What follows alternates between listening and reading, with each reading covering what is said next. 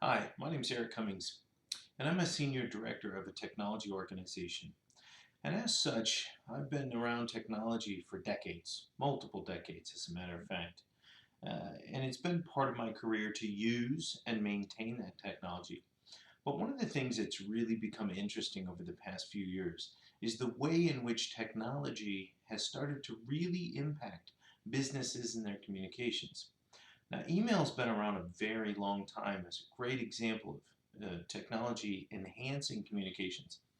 But one of the biggest things is now, with the speed and the ease of email, the fact that that email can be in my mobile phone and is just as easy to send you a message with a few clicks or even, having voice dictation means that I can get an email off to you and expect that you might be able to look at it within a few seconds.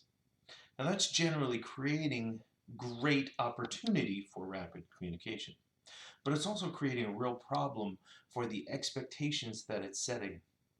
The mobile phone, the laptop computer, uh, these are items that make business communication and talking to your other employees in your organization as ubiquitous as the air you breathe. So it becomes a constant irritant, a constant mechanism. Now, the other part of that, with the ease at which I can create a message and send it towards you for you to receive, means that I am more likely to do it more and more often. Now, back in the day, not that long ago, maybe 15 years, sending an email meant we had to load a program that probably took 45 seconds to load up on our computers. We had to go sit at our computers and probably turn it on and wait for it to boot up in 4.5, 5 minutes. So, although email communication was really good and very valuable way to get information back and forth, it was a slow process to create the message.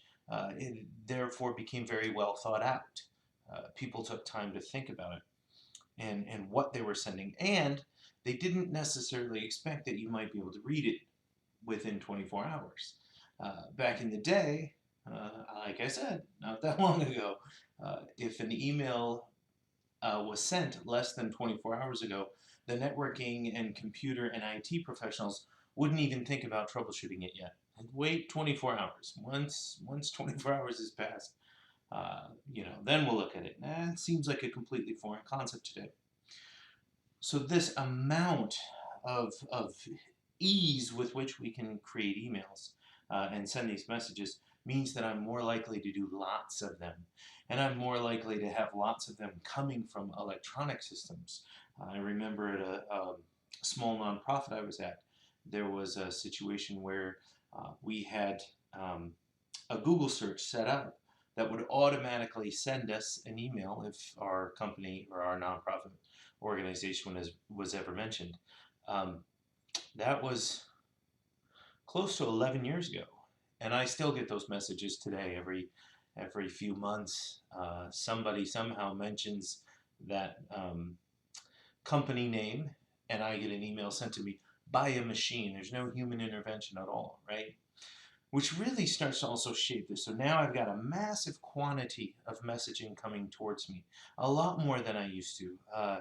There were times in my career not that long ago when I was getting 5,000 and 6,000 messages a day.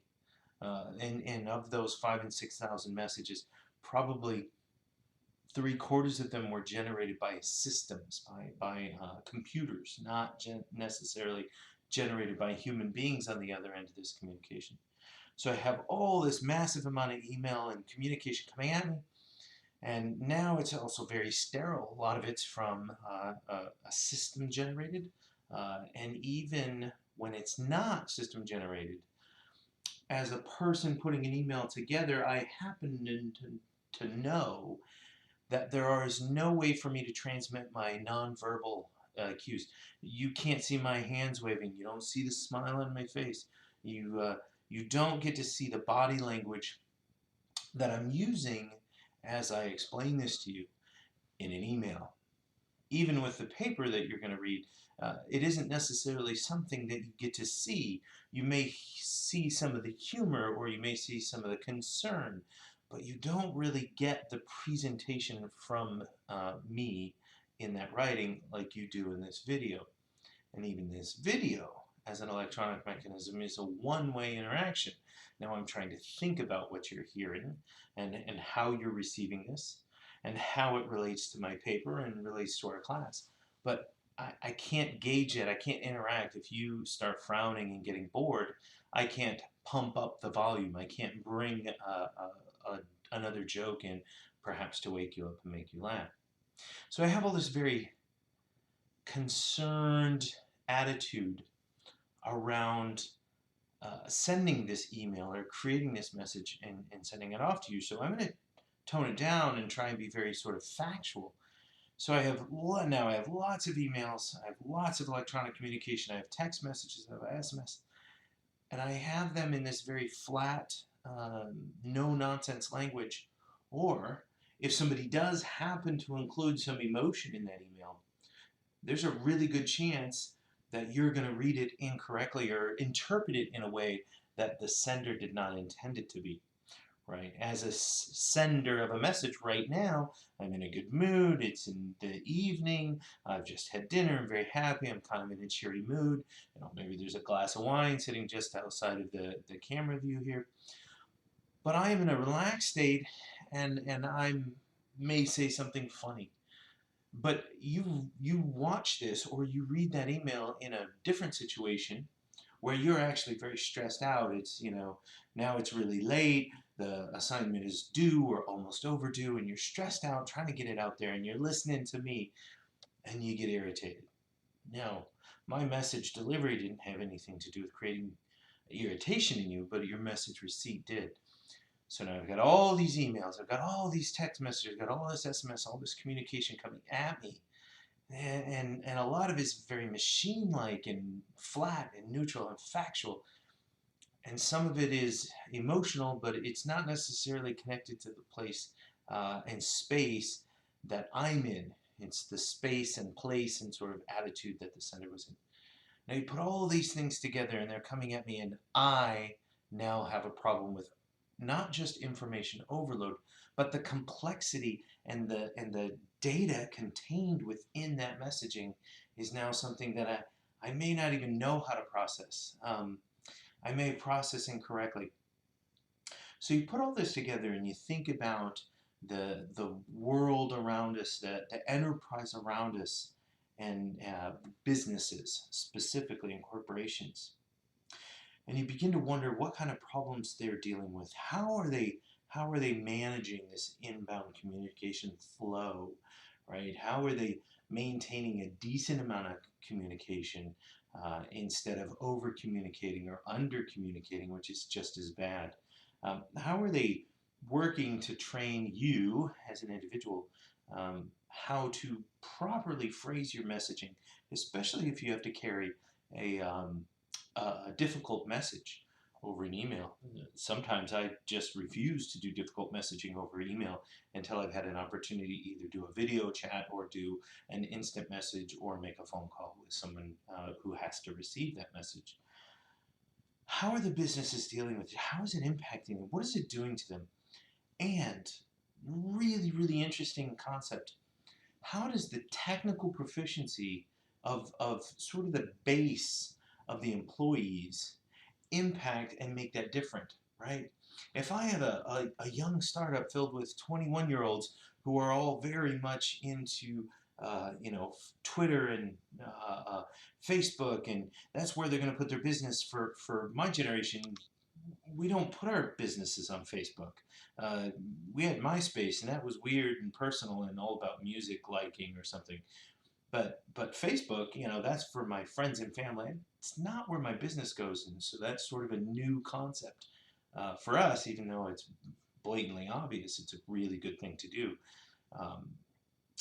But as we do that, if you have this young generation in there, and this young generation who's very adept and sort of very attuned to this electronic communication in the massive amount, how is that program and their technical proficiency very different from what maybe mine is, or an organization is generally composed of an older audience, or a less um, capable technically audience. So really the big question for me, and kind of the interesting aspect of this whole thing, is what happens when a business begins running into these problems and looks at its technical proficiency of its general uh, uh, employee base, right? How does that come together to create a training program that might be valid and valuable to help counter